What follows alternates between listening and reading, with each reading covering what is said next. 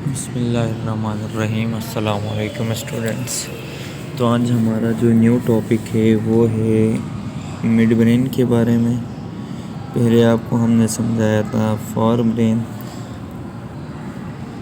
Brain के बाद next आता है मिड ब्रेन। तो आप ये यहाँ पर देख सकते हैं mid brain extremely reduced in humans. तो ये याद रखिएगा, मिड ब्रेन सबसे छोटा होता है। यहाँ पर आप देख सकते हैं ये जो रीजन है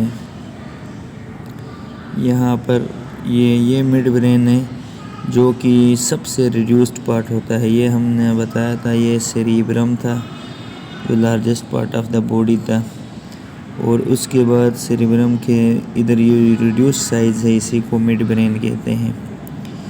तो स्टूडेंट्स याद रखिएगा कि ये इम्पोर्टेंट रिले सेंटर है मिड ब्रेन। इसमें रेटिकुलर फॉर्मेशन होती है और इसका काम ये होता है जो कि पूरे एक्सटेंड हुई हैं मेड्यूला तक, पोन्स तक द मिड ब्रेन। ये देखें, ये यहाँ ये मेड्यूला है, मेड्यूला से पोन्स और ये पोन्स से अंदर मिड ब्रेन।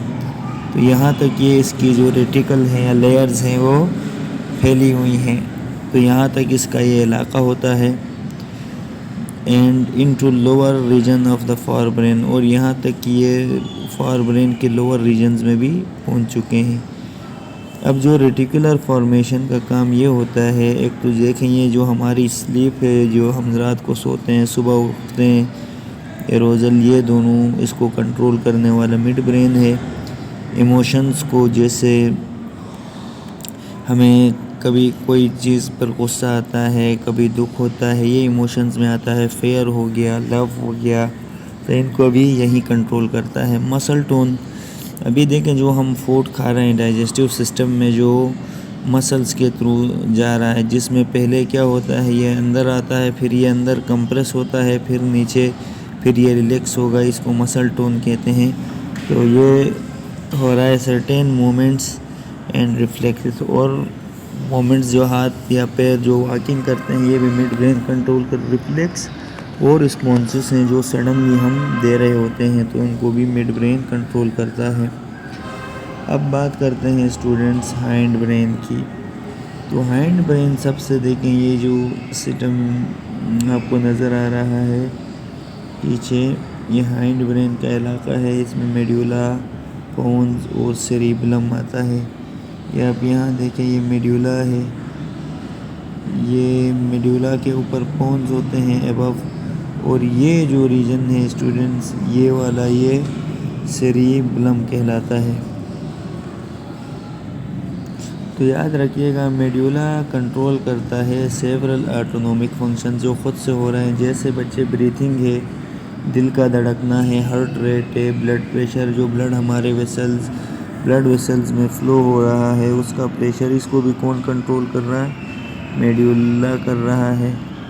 और ये ऑटोनोमिक के ख़ुद से हो रहे हैं। इसी तरह स्वेलिंग है, जैसे हम फूड निगल लेते हैं तो वो अंदर ख़ुद से ऑटोनोमिकली अंदर पहुंच जाता है, स्टमक में जाता है, फिर लार्ज इंटेस्टाइन जो ऑटोनोमिक फंक्शन है, तो ये सब मेड्यूला कंट्रोल करता है।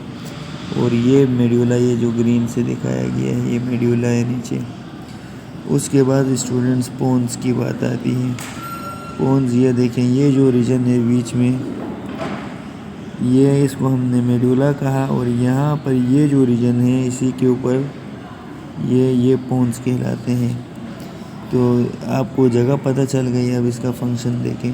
पोन्स लोकेटेड अबव मेड्यूला के ऊपर होते हैं, इन्फ्लुएंस स्लीप वेकफुलनेस। एक तो देखें, हम जो सो रहे हैं इस पर ये असरअंदाज होते हैं हमारी नींद पर, और जब हम जागते हैं तो इस पर ये असरअंदाज होते हैं between stages of the sleep. और जैसे ये जमाई आती है, ये जो स्टेजेस हैं इसकी, तो इसको भी ये कंट्रोल करता है पोन्स। और ये also influence include rate of pattern of breathing, ये जो हम सांस ले रहे हैं, इन्हेलेशन एक्सहेलेशन और कार्बन डाइऑक्साइड का रिलीज़ करना, ऑक्सीजन का इनहेल करना, इसको भी यही कंट्रोल करता है। सेरिबेलम की बात करें तो ये इम्पोर्टेंट है in coordinating movements of the body, यानी ये क्या करता है, बॉडी में कोऑर्डिनेशन, मुख्तलिफ ऑर्गन्स को एक साथ कोऑर्डिनेट करने में मदद देता है। ये सेरिबेलम, ये आप देख सकते हैं, ये जो पार्ट है। अच्छा, cerebellum receives in sensory information about the position of the joints and length of muscles.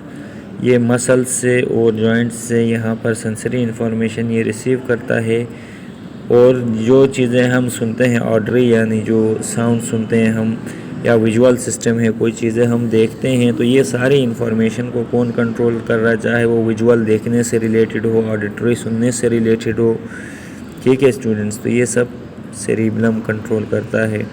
It receive input from the motor pathways, ये इनपुट को रिसीव करेगा और एक्शंस यानी रिस्पांस देगा, जो कि ये सेरिबेलम से कमांड हो रहे होते हैं। सेरिबेलम फिर इसी इंफॉर्मेशन को यूज़ करता है, और ये जो मूवमेंट होती है और जो बैलेंस होता है हमारी बॉडी का, हम जिस पोजीशन में खड़े होते हैं, इसी को भी ये मेड्यूला कंट्रोल कर रहा होता है। तो स्टूडेंट्स, उम्मीद है आपको ये टॉपिक समझ आ गया होगा, जिसमें हमने पहले आपको मिड ब्रेन बताया, फिर मिड ब्रेन के बाद हमने उसके पार्ट्स बताए कि ये रेटिकुलर फॉर्मेशन है।